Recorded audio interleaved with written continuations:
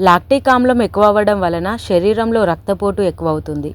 దీని వలన గుండెకి హాని కలిగే అవకాశాలు ఉంటాయి.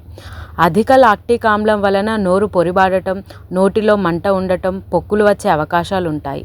శరీరంలో అధికంగా లాక్టిక్ యాసిడ్లు విడుదల కారణంగా కడుపు నొప్పి, గ్యాస్, మలబద్ధకం, కడుపులో మంట మొదలైన జీర్ణక్రియ సంబంధిత సమస్యలు రావడానికి కారణమవుతుంది.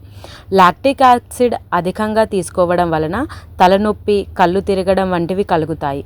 కాబట్టి దీనిని ఎక్కువగా తీసుకోవద్దు. అధిక లాక్టిక్ యాసిడ్ ఛాతీ నొప్పి, క్రమరహిత హృదయ స్పందన వంటి గుండె సంబంధిత వ్యాధులకు కూడా కారణమవుతుంది. యాసిడోసిన్ వాంతులు, వికారం కలిగించవచ్చు. ఇది మీకు అసౌకర్యాన్ని కలిగిస్తుంది.